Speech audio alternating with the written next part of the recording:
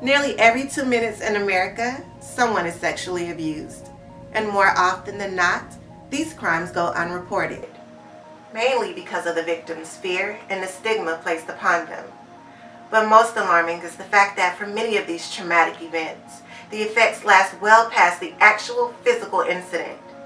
I'm Kenny York, founder of the Let Your Voice Be Heard Foundation, National Sexual Assault Awareness Advocate, and sexual abuse survivor. In an effort to dispel myths and shed light on the issue from different angles, I've compiled this documentary to give you an eye-opening, first-hand glance into the epidemic. Whatever you thought you knew about sexual abuse, here's a reality check about the crime and its effects. Prepare yourself for Teal Voices.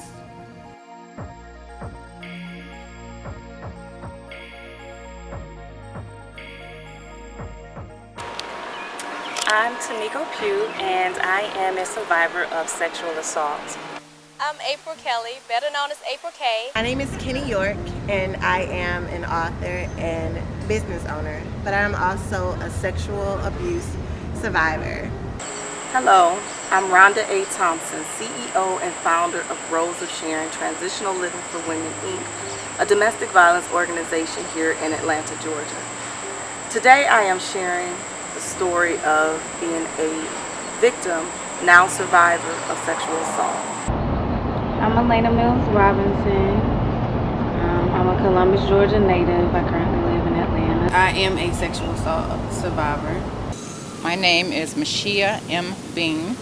I am a survivor of sexual assault.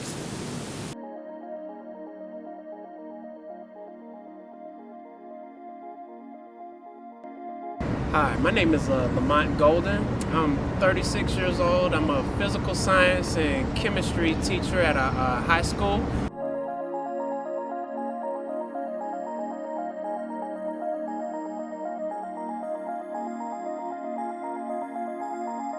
I'm Jeff Atkinson. I'm a licensed professional counselor practicing in the state of Georgia, and I have a specialization in completing assessments, evaluations on sexual offenders, male sexual offenders mostly. I am certified in working with juvenile sex offenders and have had many hours of training in assessment of sexual offenders.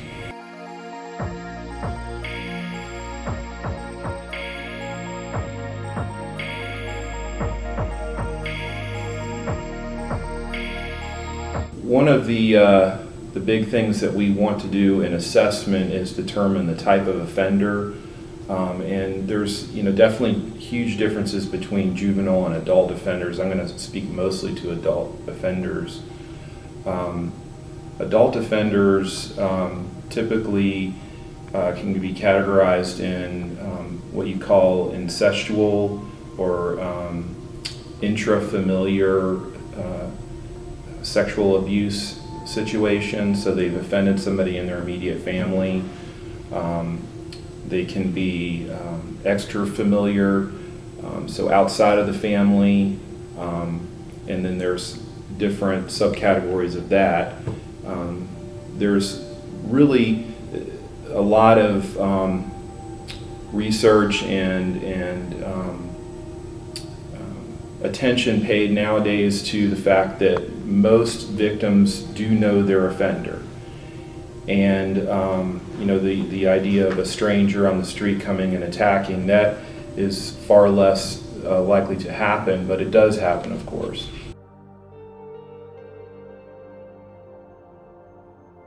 The types of offenders, first you have your intrafamiliar offender or the incest offender.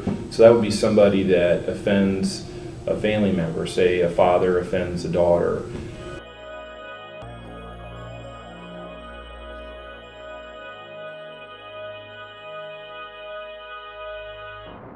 When I was about the age of 5 to 8 years old, I was at my father's house during our normal visitation.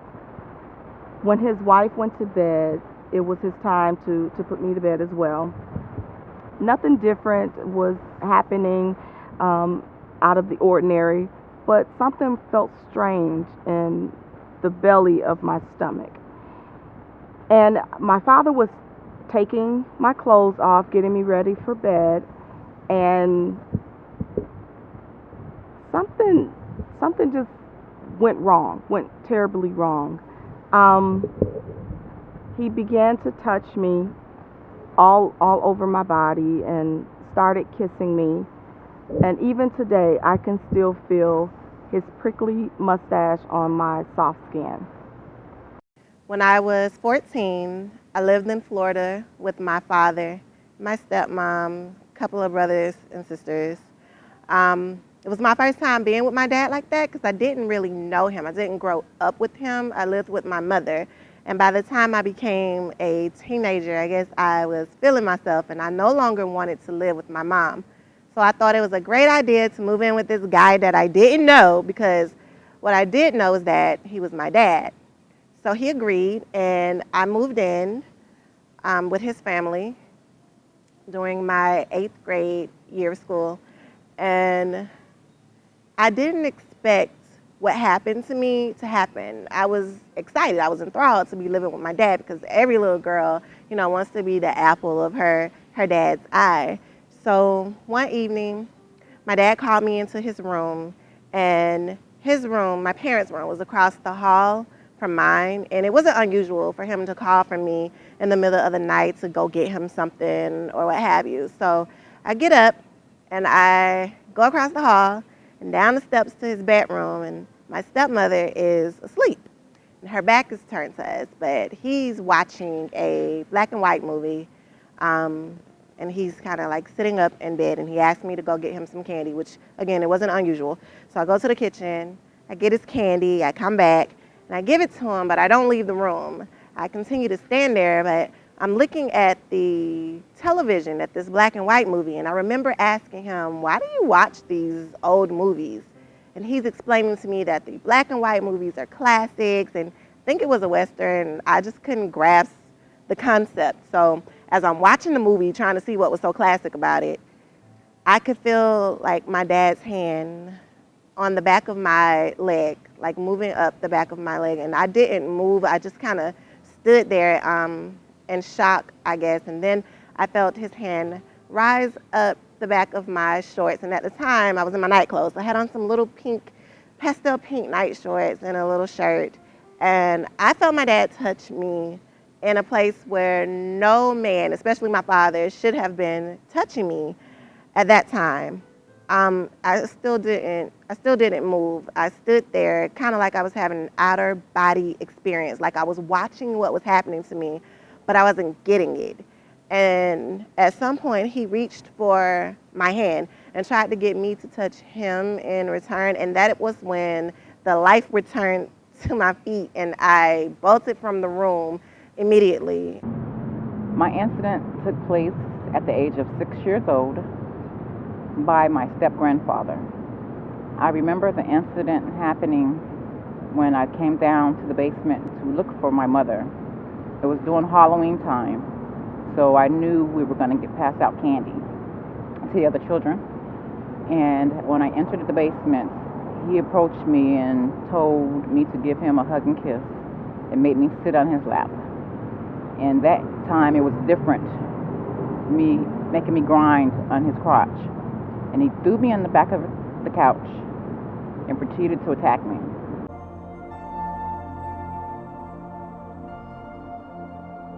My incident happened a little over 20 years ago. I was around, I think I was 20 at the time, and it was a very close friend. And so a lot of people, I don't even know if they realize that most sexual attacks or sexual assault incidents typically happen from someone that we know.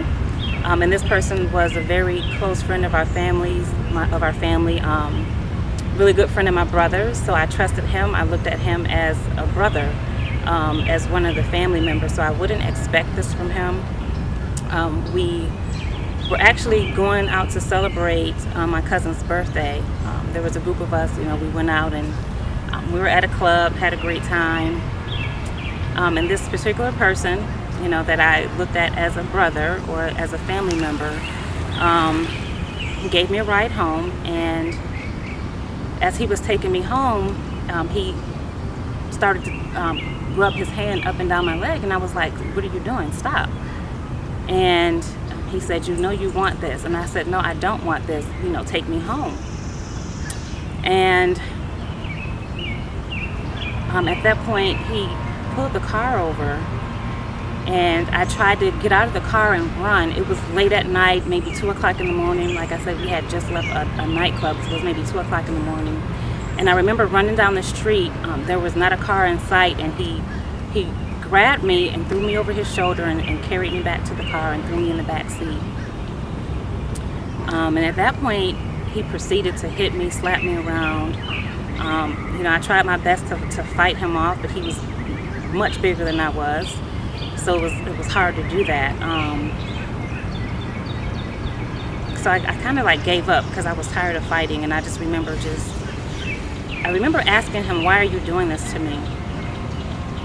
And he said, "You shouldn't be so damn pretty."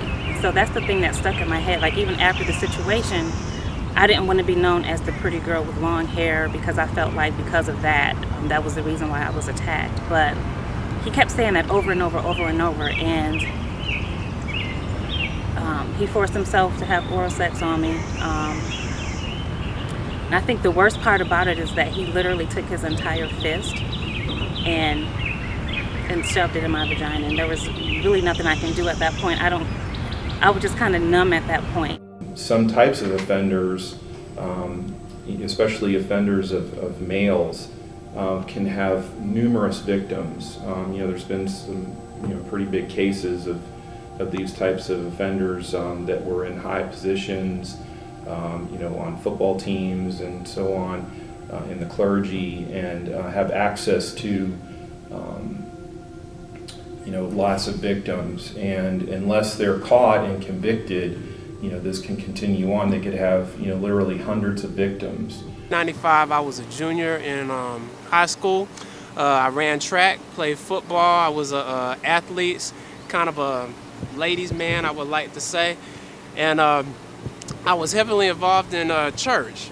And there was a gentleman, I was 15, he was 19, so he had just gotten into college. He was around college age, and he was one of the youth ministers, and we developed a good rapport relationship with each other.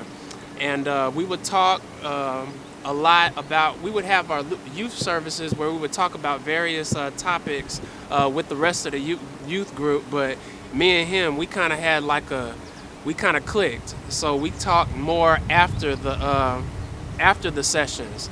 So after, I say, maybe about 6 months or so, he invited me to come over his house. So I came over to his house, and we talked. We would normally talk about sex, girls, how it's important to, hold yourself until you get married and stuff like that. And ultimately, nothing was off limits as far as like the topics and the stuff that was concerned. Now, he had this thing that he preferred, he called covenant. Now, looking back at it now as a 36-year-old, it should have sent all types of red flags for me. And that's the biggest problem I'm having with dealing with the sexual abuse, is blaming myself. I had to keep telling myself that it wasn't my fault. This was somebody that knew what they were doing, and I had the right profile, and I just fit the prime prey profile for this guy in order to do what he needed to do with me as a predator. So he had this thing called covenant. And with this thing, we would talk normally like we talk, except for we were both naked. So for me, the way I looked at it, because I'm an athlete, to me it's like I had to take showers, and I was around dudes all the time. So it was just something I had to do. It's not something I look forward to doing, but it's like I just had to take showers with dudes. So I was naked around them, and it was just something I had to do. So it was like something that didn't really bother me. I didn't think anything of it. So long story short, after we finished talking, I went to sleep, he went to sleep. I wake up, this guy's head is in my lap. And his head is in my lap, and my penis is in his mouth.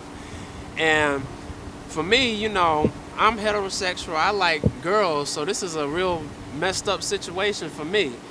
And when it was happening, I was like, well, I really wanted to choke the dude. I really wanted to gouge his eyes out, but I did well in science courses, so I know how the body's made up. I know you got an artery that goes down there, so if I get bit and I bleed to death, or, what can I do? So I pretty much suffer for like 2 hours. And when I was 15, I thought it was only going to be 2 hours, but it's really been, since I'm 36 now, I would say it's been 21 years of suffering.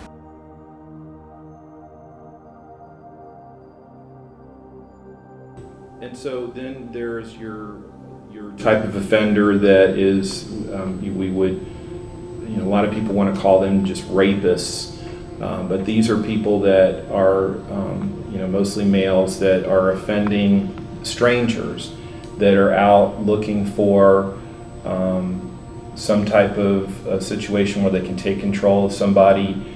They're usually actually in relationships, but they're using this type of sexual deviancy to fulfill certain needs that they have in themselves. I was sexually assaulted in my hometown at a teen club at 13. My friends and I had been there a few times, and we weren't old enough to be there, but we were, like most kids that were there. And we had been a ton of times before. We got separated, and I ended up in a corner dancing with a guy. And after a few minutes, I started to feel uncomfortable because of the way that he was touching me. So I was going to move, and as soon as I was, a friend, I'm assuming of his, came over, and he grabbed my hands and he pinned me against the wall. The other guy was still there, and during that time he was groping me under my shirt. Just as he was going to pull down my pants, there was a police officer who came by and shined her light. My survivor story started on Labor Day. Labor Day weekend, I went with a friend to visit with another friend who was having a cookout. When I arrived at his house, I noticed that it was just myself and my friend at his house. This was someone that I had currently met, so it wasn't a long-term friendship. This was a friend that I had only been knowing for approximately maybe like 2 weeks, if that long. And the friend told my girlfriend something to make her leave the house. I don't know what he exactly told her, so she left me there, and I went to the bathroom. When I came out of the bathroom, he let me know that my friend had left, that she would be back. So we were sitting on the couch, and I was waiting for my friend to come back. Needless to say, she didn't come back that day. She left because she thought that I was going to spend the night at his house. He had told her he was going to bring me home, or either that I wanted to spend the night. So he used us against each other. I ended up having to stay there the whole night. The guy was very dangerous. He had a lot of weapons at his house, and he let me know that if I screamed or if I tried to leave, that he would kill me. So I didn't scream, and I tried my best not to leave. He ended up raping me. I remember it was like 2 o'clock in the morning, and the reason that he stopped sexually assaulting and raping me was because a gospel song came on the radio, and I explained to him that I can't do this as a Christian with a gospel song playing. So when he got up to change the station, probably around like 6:30 in the morning, I jumped up and ran. And when I was running to his front door, someone was trying to come in the front door as I was running out of the front door, so I couldn't get out of the house. And when I finally opened the door, got the door to open, it was my 3 guy friends that were standing there with my friend girl, and they helped rescue me out of that situation. After that, I wanted to tell one of my close guy friends what happened, just because I needed that security and wanted to feel like everything was going to be okay. So I went to one of my close friend guys' houses to tell him what happened. And when I got there, I noticed that other guys was at his house and he was drinking, they was smoking, doing some other things that he usually does not do. That wasn't his typical behavior. And one of my close friends, another friend, she went with me. And so when I got to his house, I asked him to excuse me for a second, and I went to his bathroom, you know, just to freshen up and everything, and come back out and talk to him about what happened to me. Well, when I went to his bathroom, he came in behind me and turned off the lights and closed the door. And I just remember telling him, no, I don't want to do this. And he was telling me to calm down, everything was okay, and he wouldn't listen to me. And because I had been fighting the night before, I was tired and exhausted, and I didn't feel like fighting. So I just remember him taking me and pulling me down on top of him and telling me everything was okay, stop worrying, stop shaking. And at that moment, I had like an out-of-body experience, and I just started thinking about something else, and I started praying, asking God to cover me so that I didn't get any STDs or HIV or anything like that. And I remember praying for him at that time because I knew that he was doing something that was like not typical behavior. And I just remember saying out loud, no, and then I remember screaming on the inside, oh no, this is happening again. I can't believe I've been sexually assaulted twice within 48 hours.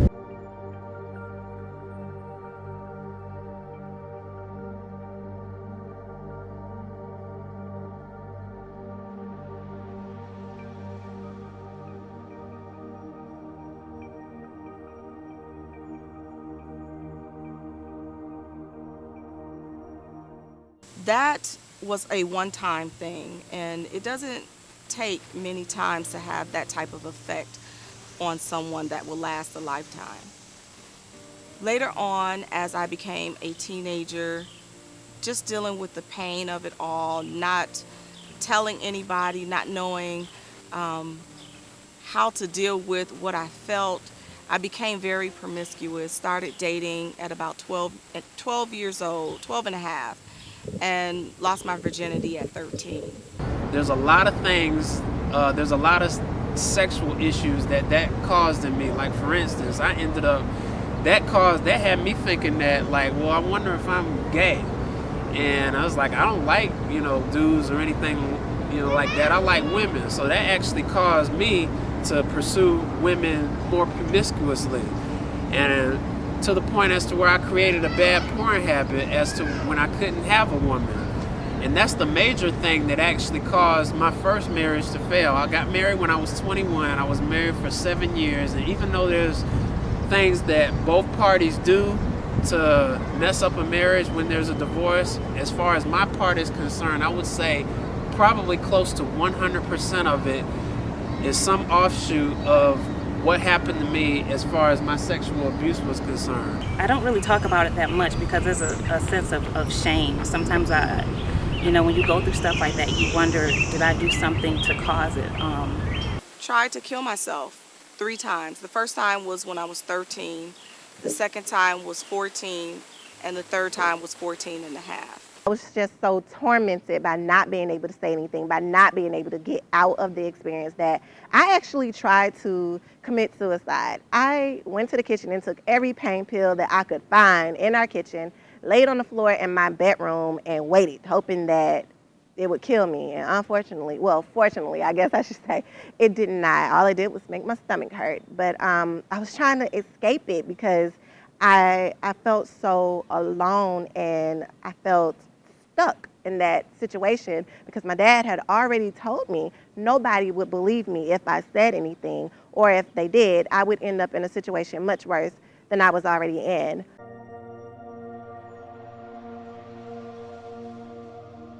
Good evening, I'm Phyllis Miller. I'm the Executive Director of the DeKalb Rape Crisis Center, where we are at this time handling this taping. This center provides services for survivors of sexual assault, as well as their families and significant others. Primarily, we serve women, but we also provide services to adults, men, as well as boys, and any teenager over the age of 13.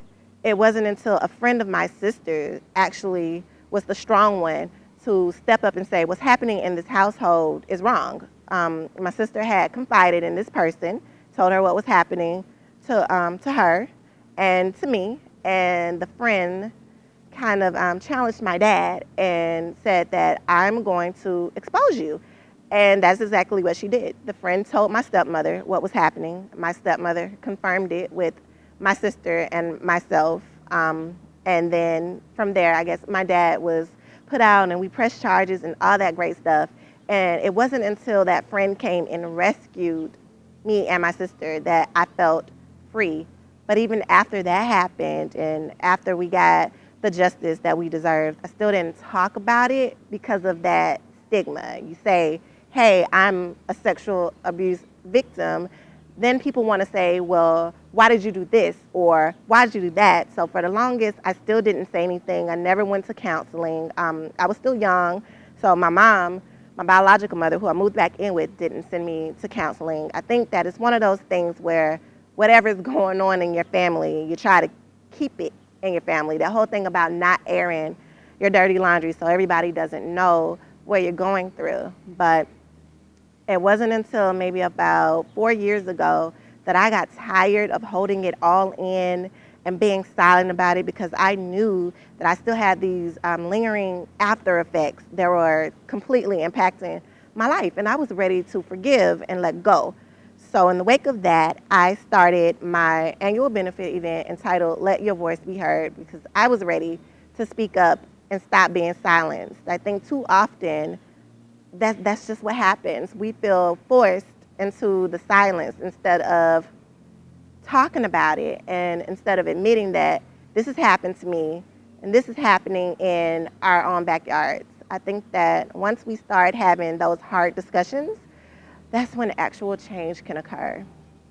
The first people I told were my friends, and because I was, I guess, less sexually involved per se than a lot of my friends were at the time, they kind of took it as a joke. They didn't really think that anything bad happened, that I just kind of took everything the wrong way. And so because of that, I didn't tell anyone else until 2014, 2015, sorry. During the Let Your Voice Be Heard event, it was very difficult for me. It was the first time I really spoke publicly about it and even thought about it again after the fact because I wasn't really believed when I told it the first time. I never really thought to do it again. And so since then, I've been able to go back to revisit that time to kind of deal with the situation and how I felt about it and about them. And so now I've come to peace with it. I've learned how to use that experience to help other people as well as to encourage other people who may have had something happen and it's a decade later and you still don't know that you're dealing with issues from it. But how to overcome it, how to face it, and how to move forward with your life. For the first person that I actually shared this with, what happened to me with my dad, was a friend. And I didn't tell anybody until I was about 18 years old, somewhere around there. And it wasn't a real long conversation. I just simply shared that this had happened to me and left it alone. I continue to hurt from it though because it, sometimes they say if you speak and get it out, it'll help. It didn't help. It was an internal turmoil that I had to deal with for many years to come. By the time I was 13 and a half, I attempted suicide. That was my first time. Then 14, and then 14 and a half was the third time.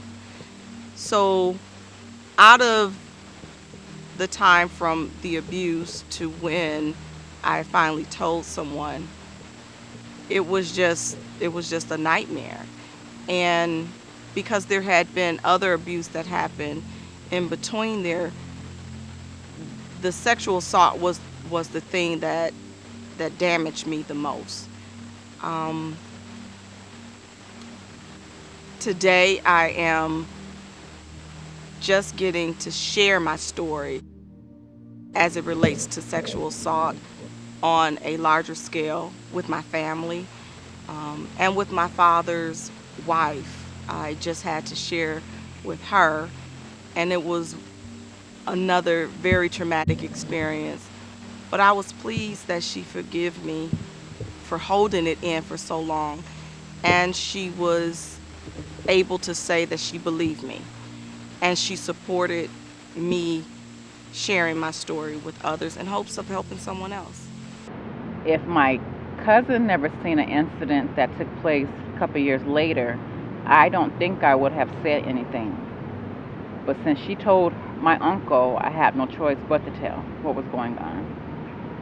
Once I spoke up as far as my sexual abuse, it was really scary. It wasn't comfortable at all. It was something that I won't say I felt like I was forced to do, but it was something that had somebody not told me to do it, or had my ex-wife not asked me about the situation, I probably would not have spoken up about it. I may not have said anything about it till now, but in a sense that the progress I've made as far as healing and dealing with the situation, I've come a whole lot farther now than I would have then. So I really am thankful that I spoke up for it. But to tell you the truth about how I felt about it, it was scary. As a matter of fact, there's still some degree of like discomfort when I talk about it now, because naturally it's not something that's talked about very much. It's something that's kind of shunned, and I don't want people to think that I'm a certain way. So it's something at the same time, it's something I kind of take pride into, because it's like I can kind of have this like, well, most people can't say that they've come back and can't say that they've dealt with this, because this is not something that you hear from males. Most males don't have to deal with something like this. So it's something that I kind of take pride in, and it's something that I tap into whenever I get to a low point. I'll be like, well, I mean, if you dealt with this, and if you're still dealing with this, and you've kept going, and you inspire other people to keep going, then why would you think that this would stop you right here? Early on, I did not feel comfortable speaking out about the situation, because it's something that gives you a sense of shame. And as victims, we often victimize ourselves all over again, and we blame ourselves. And so I didn't know what people would say to me. I thought that people would say, well, you deserved it, and things like that. And so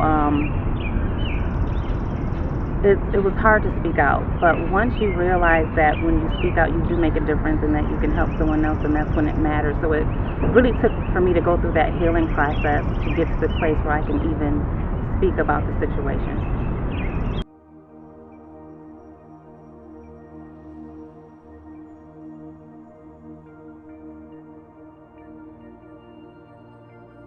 Last year, the center provided primary services to over 400 sexual assault survivors, many of whom, as of the time they requested services, had never disclosed their sexual assault to anyone close to them or in their families. In fact, among our survivors, 60% have reported to the police and their families, but we still provide services to about 40% of people who have never disclosed their sexual assault. One of the ongoing trends in America, and especially in our area, is the shame people feel in reporting any type of sexual assault. Contrary to what you see in the news, most people are assaulted by people they know and people with whom they have a relationship. That presents some very specific problems in terms of their comfort and their safety in disclosing any type of sexual assault. According to the FBI, less than 5% of all cases known in America are stranger attacks. I think the public should also be aware that most people are assaulted by folk who would fall in their same cultural base or racial base or community. So these would be people with close proximity to the victim. When I first told my friends about the incident, I wasn't sure what to say or how to react to it, and that could have very well played into part of the way they reacted. I'm not even really sure what I said. I don't remember but I was very uncomfortable because I didn't know what to say or how to say it to explain exactly what happened. From that moment, because it took me almost 10 years to speak about it again.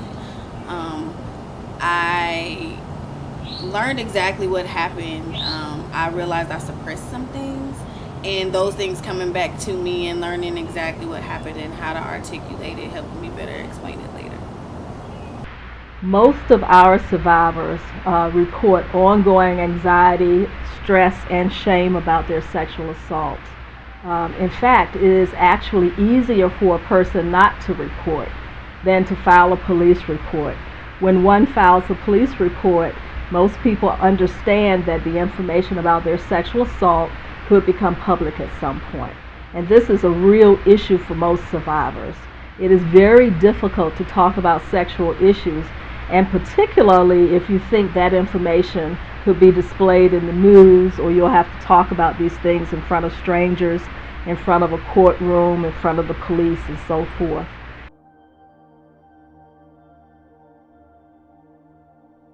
So the whole sexual assault experience, early on, of course, it had a negative impact on my life. If you remember me saying, he kept saying, you shouldn't be so beautiful, you shouldn't be so pretty. After that, I started to, I would dress like a boy, like just with baggy clothes. I didn't want to be looked at as beautiful or pretty or sexy.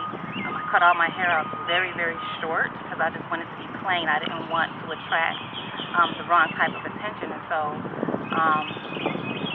in that aspect, it had a negative impact on me. And then just trying to have a decent relationship after that. I didn't trust men. And when I did allow them into my life, I think I looked at them as a form of protection, and so they were always very aggressive or very, I wouldn't say overprotective, but and it was in a possessive way. And so I started to attract men that I looked at as maybe a father figure or a protector, but they were kind of abusive as well. And so the intimacy, and relationships after that was, there were issues with it because of that situation. Sexual abuse has impacted my life in a tremendously profound way. Matter of fact, I really don't think I could overstate how much of an impact that it's had in my life. Good impact as well as a bad impact. Because I've had a lot of success. Like I ended up those 2 years, my last 2 years in high school, which is when the abuse happened, my GPA actually jumped up, I want to say 16 points. So I kind of used that in order to channel some inner fight and inner success. But it had me thinking that I was okay because I was being successful as far as school was concerned. And that's the biggest misconception that I could have had. I was not okay, because the only reason why I channeled that particular success is because I thought about like how dark of a situation it was. I thought about how bad it was, and I just wanted to prove to myself that I could be successful without it. But I always had to go back to that situation in order to channel success. And I think a lot of that has kind of slowed down my healing process. I've gone through porn addictions. As a matter of fact, I still have, my struggle isn't nearly as bad as it used to be. But because of that, because of me trying to prove to myself that I wasn't gay because of what happened to me, I was very promiscuous with women. And it's like when I couldn't have women, I had to have porn, to the tune as to where I looked at porn for 6 hours a day. So it was like almost a full-time job. So to come from that and to have something, that's just an example of like how impactful it's been to me. Because just saying it right now, like, it's like, how could you do that? But thinking about what happened to me in that particular situation, it's something. I got hurt, and I'm still trying to cope, and I'm still trying to deal with that hurt. I would say that it's an inseparable part of me. Some things are good, like it's instilled a resilience into me. It has me, tricked into thinking I can handle absolutely anything life can throw at me. But, at the same time, it's, if I had to I would rather it not to have happened to me, because I've caused, because of what hurt me, I ended up hurting other people, and not maliciously hurting people, but because I was injured and I couldn't function the way I needed to function. I couldn't be to people who they needed me to be. And speaking that would be to my daughters, that would be to my ex-wife, because even though nobody's perfect, a lot of my issues came, and a lot of what caused our divorce stemmed from what happened. As far as the porn, that caused a major issue in our man. It was something that I just didn't let up. The porn was like something I had control over, and I didn't want anybody to take that from me. And it took me till I was 28 to realize that, which was 7 years into my marriage and when we had gotten a divorce. So I really cannot understate, I can't overstate how much of an impact it has had in my life. It's really stemmed everything of like who I am, both good and bad. Many of our clients present primarily, and they'll tell you this if you were to talk to them, because they have anger issues. Many persons with sexual assault present with anger issues. The other reason many people present is because, frankly, those close to them are saying something is wrong. They may not have disclosed what's going on, but people around them are saying they're different. Sometimes our clients are presenting because of avoidance behaviors and because of known triggers. For example, I have a young lady who was assaulted at a local school, and because of the nature of that assault, she will not go to any high school basketball game. Going to a gym is one of the triggers that reminds her of her sexual abuse. Now, these are the things we look at. But let me be clear. It requires an individualized approach, assessing what the issues are for each client. While these are general things we see, many of our clients say they felt like they were going crazy. They can't figure out why they continue to have flashbacks. People present for sleeping problems. I fall asleep, but I'm always waking up because I'm having these thoughts. People present because of what they call being paranoid. I always feel like if I get on a train or bus, somebody might be looking at me funny or something might happen to me. These fall therapeutically under the issue of hyperarousal and avoidance behaviors, and these are not unusual for sexual assault survivors, as well as survivors for other types of trauma.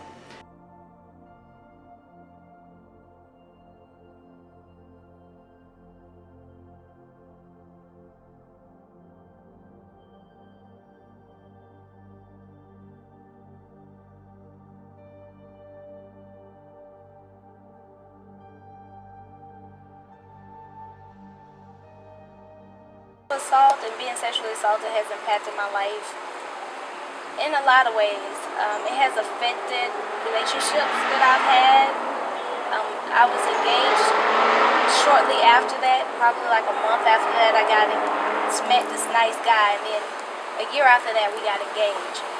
But I didn't know how to love anybody because of everything that happened to me. I didn't know how to love him. I didn't know how to receive him. So I was mean. I was very mean to him. I just wasn't myself. So he ended up leaving. So it really impacted me in a negative way. But later on in life, I learned how to take that and make it positive. Like recently, I just learned how to start volunteering, how to start telling my story without crying, and how to give back to other young ladies who have gone through what I've gone through.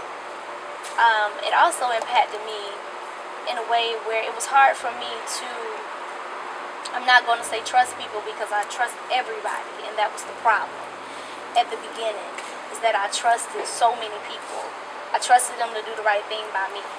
So it impacted me by, I guess, loving too hard. Whenever someone got my attention, I was all in it. I never gave a little bit. And I started having abandonment issues really bad.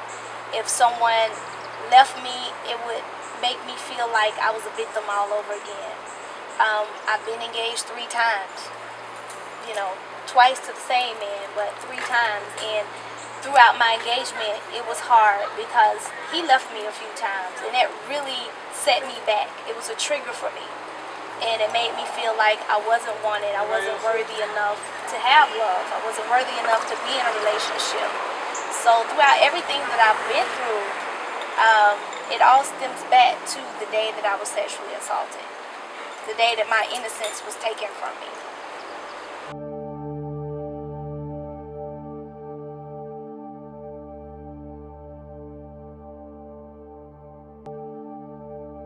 We know that trauma changes the way the brain functions. In fact, it imprints on the brain and people start reacting in other situations based on how they responded to the sexual trauma. We also know that people base their reactions in part on how their families have historically responded to bad things happening. So we talk a lot about the family as a model to try to understand the client's behavior, and we invite them to look at some of the stressors in their families and how people responded. For adolescents, the role of the parent or guardian is critical in the child's recovery. If the child feels rejected or blamed because of the sexual assault, they're less likely to come into therapy. For first of all, they're less likely to talk to others about the therapy and less likely to engage in a therapeutic relationship. Sexual abuse has impacted my life in a number of ways.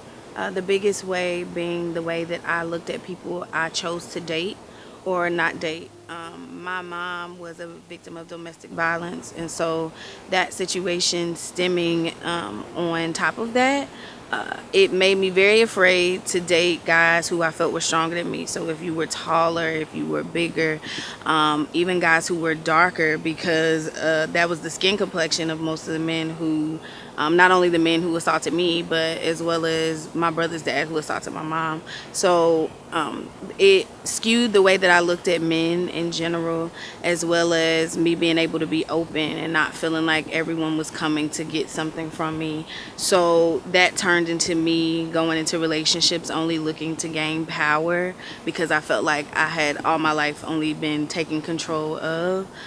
Coming from that, I learned, the woman that I am, who I should be, as well as what I should be looking for in a mate, and meeting good men along the way has helped me through that. So one of the big factors in recovery is the support of those around you. Sometimes for a therapy, that means we engage the extended family or the parents in group sessions with the victim to talk about what happened to them and how the family responded. And this is critical for the victim to feel safe in that environment. I didn't feel safe to share or that anybody would believe me or understand because so much time had gone by. And it was, like I said, like an itch that I couldn't scratch. How do I feel? Not really knowing that, because it was my father looking for men to fill this love void, caused me to get in a lot of unhealthy relationships.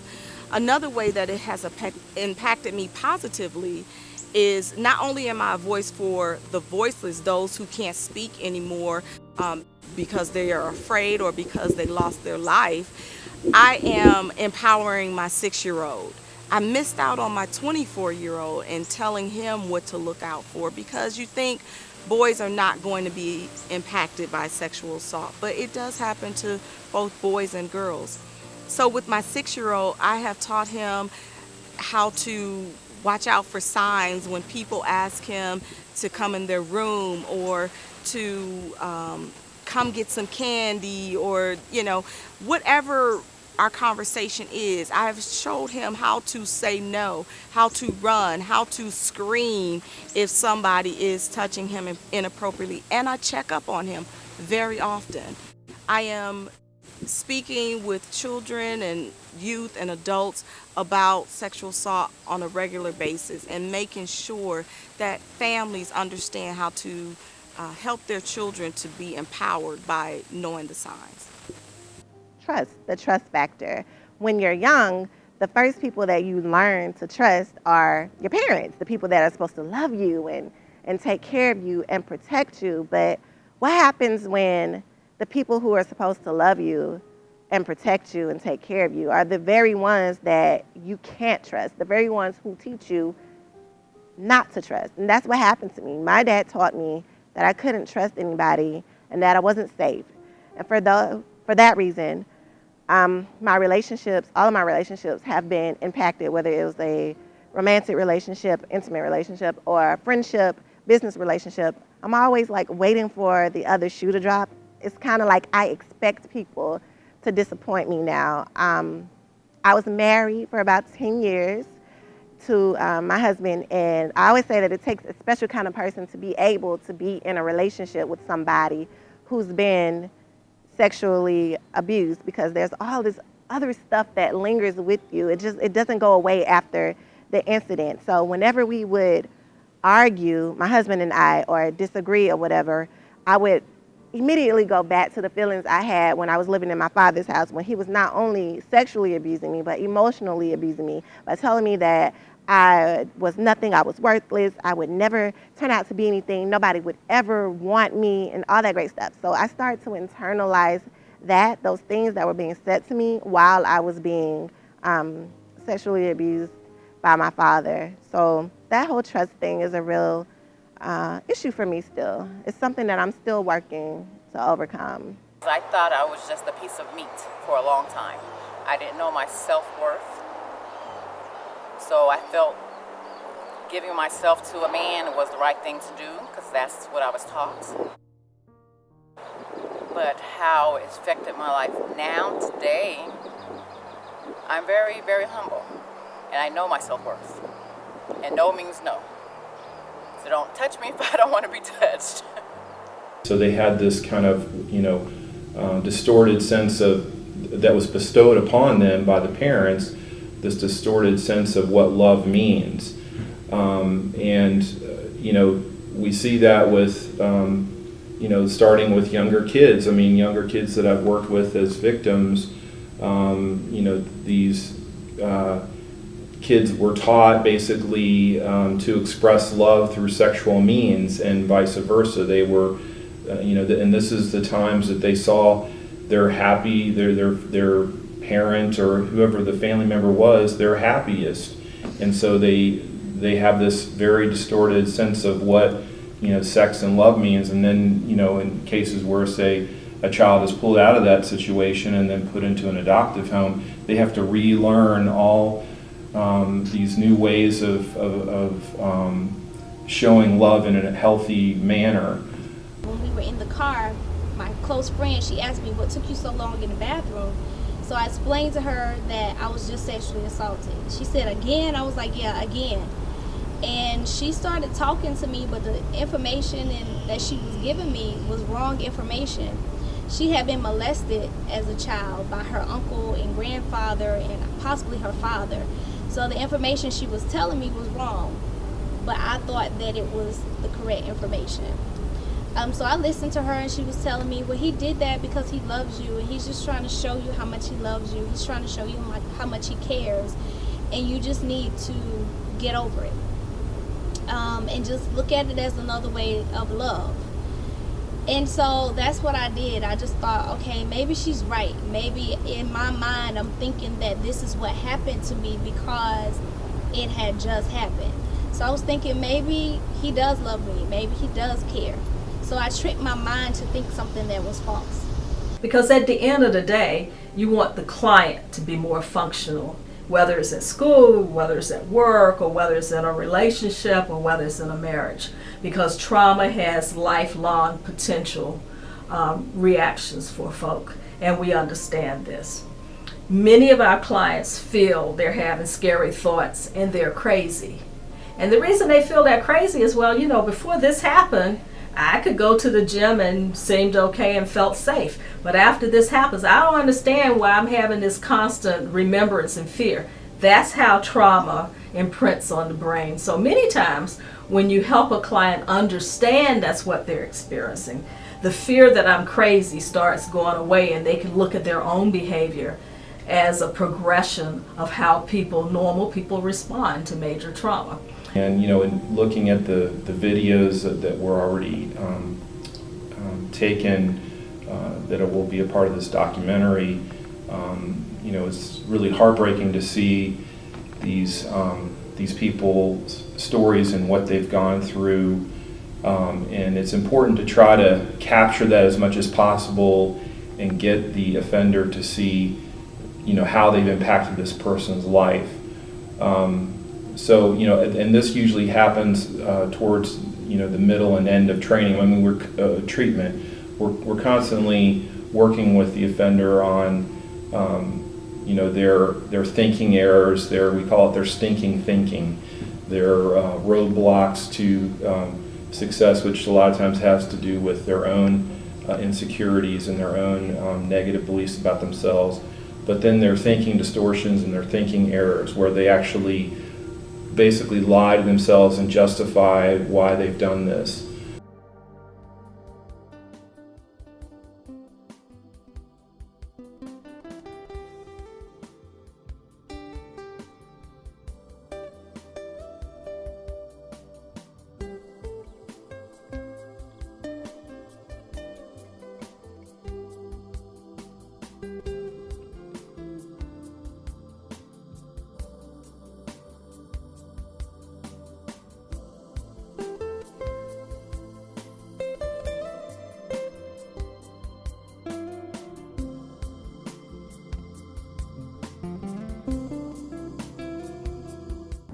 Sexual abuse isn't a targeted crime.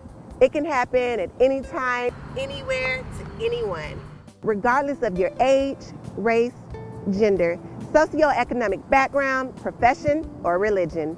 The way to end it is by breaking the silence and arming ourselves with knowledge and the courage to speak up and speak out. If you are in an abusive situation, know that you are not alone. I urge you to contact the number at the bottom of your screen to be placed in touch with a resource center near you. For an empathetic ear, please reach us at the Let Your Voice Be Heard Foundation via our Talkback hotline. No one deserves to be abused, and your way out begins with claiming it.